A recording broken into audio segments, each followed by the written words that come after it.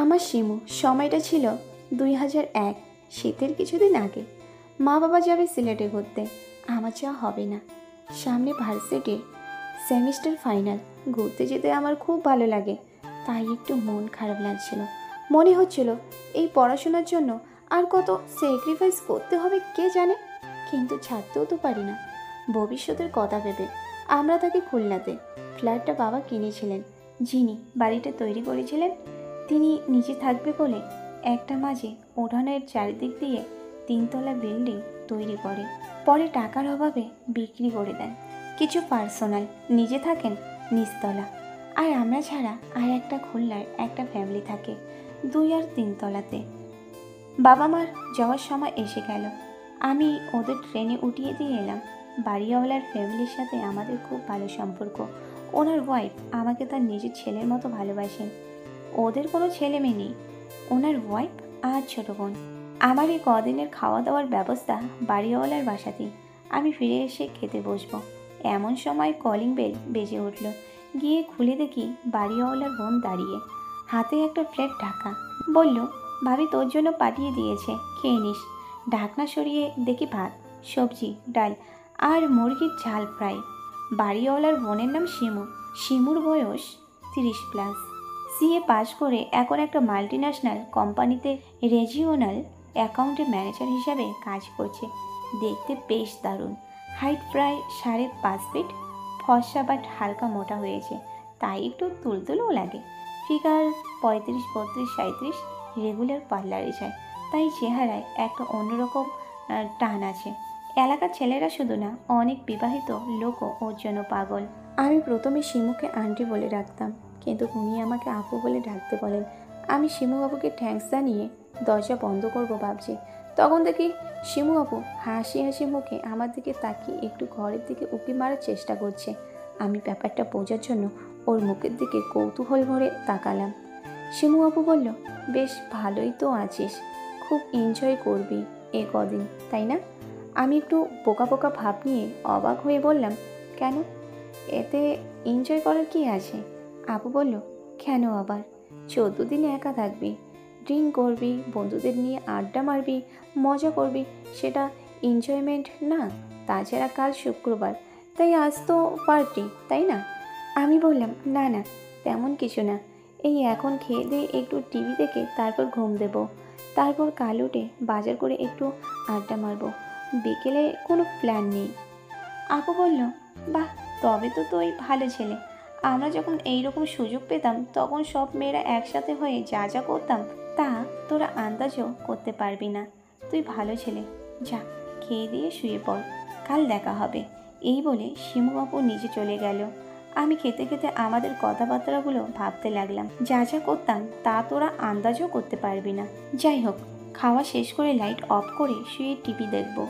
একবার শিমু আপুর মোবাইলে কল দিই, তারপর আবার ভাবলাম কি জানি কি ভাববে, তাই ছেড়ে দিলাম। একটু পরে একটা SMS করলাম শিমু আপুকে, তারপর শুয়ে পড়লাম, কিন্তু ঘুম আসছিল না। এইভাবে প্রায় 30 মিনিট কেটে গেছে। হঠাৎ মোবাইলটা বেজে উঠল, দেখি শিমু আপু ফোন করেছে। রিসিভ করতেই শিমু আপু বলল, কিরে, কি করিস, ঘুম আসছে না নাকি? শিমু আপুর গলাটা কেমন যেন অন্যরকম লাগলো। আমিও বললাম, না আপু, ঘুম আসছে না। তারপর একটু ফাজলামো করে বললাম, তাই তো তোমার কথা চিন্তা করছি। ওভারে থেকে কোনো জবাব এলো না, তাতে আমি একটু ভয় পেয়ে জিজ্ঞেস করলাম, রেগে গেলে নাকি, মজা করলাম বলে? শিমু আপু বলল, না রে, রাগ করিনি। বাট আমি বললাম, বাট কি?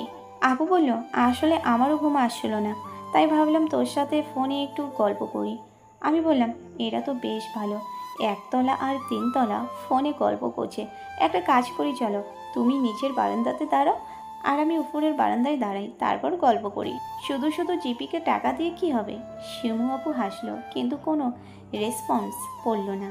তারপর আপু হঠাৎ করে বলল, এই ফাইম, ছাদে যাবি? আমি বললাম, এখন? আপু বলল, হ্যাঁ এখন। আমি বললাম, তোমার ভাইয়া ভাবি যদি কিছু বলে? শিমু আপু বলল, ওরা টেরই পাবে না, ঘুমিয়ে পড়েছে, তুই ছাদে চলে যা, আমি একটু পরে আসি। এই বলে ফোনটা কেটে দিল। আমি খালি গায়ে ছিলাম বলে শর্টসের উপর একটা হালকা টি শার্ট পরে ছাদে গিয়ে দরজা খুললাম। এর প্রায় 7-8 মিনিট পরে শিমু আপু এলো।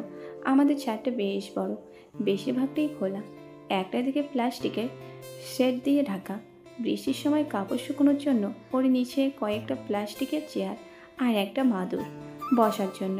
আমি দুটো চেয়ার পেতে বসতেই শিমু আপু মাদুরের বসার জন্য বলল।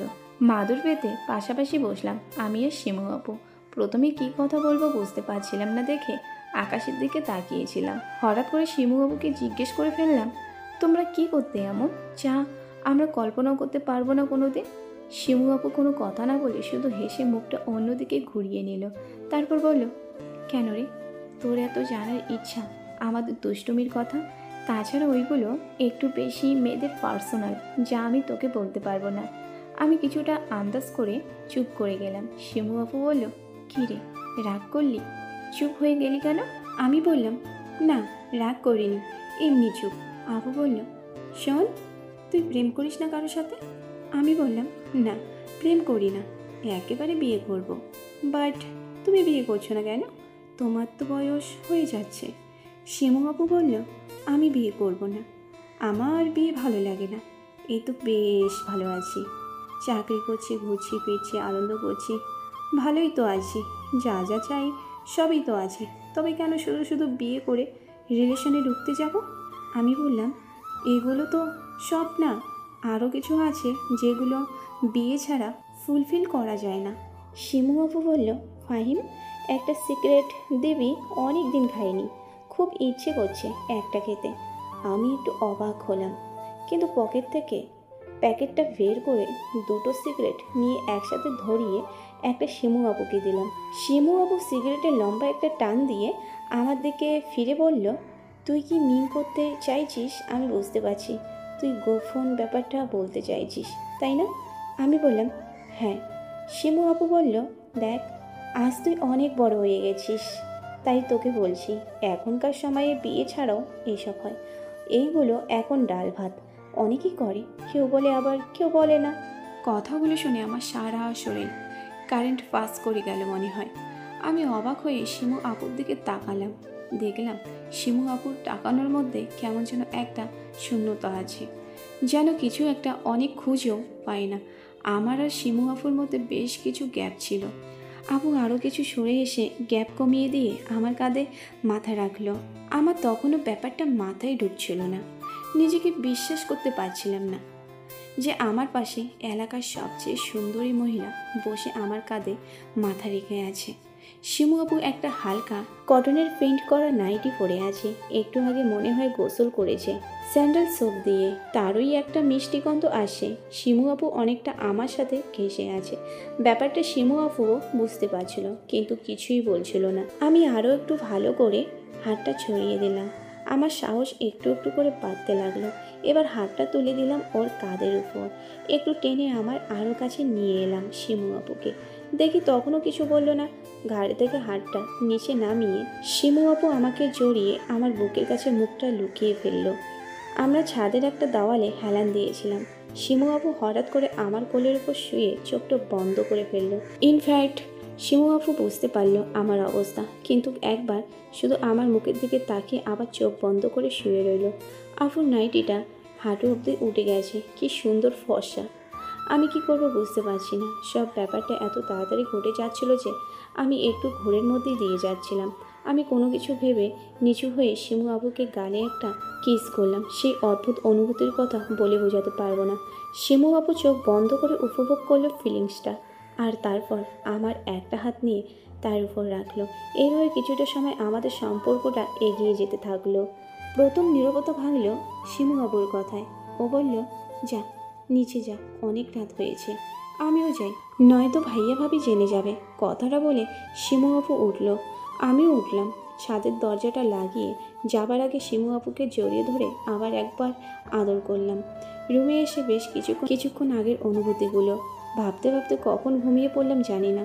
ঘুম ভাঙল কলিং বেলের শব্দে। দরজা খুলে দেখি শিমু আপু দাঁড়িয়ে আছে, চায়ের কাপ হাতে, একটা চুমুর সাথে গুড মর্নিং উইশ করে আমাকে দুপুরে ওদের ওখানে খেতে যেতে বলল।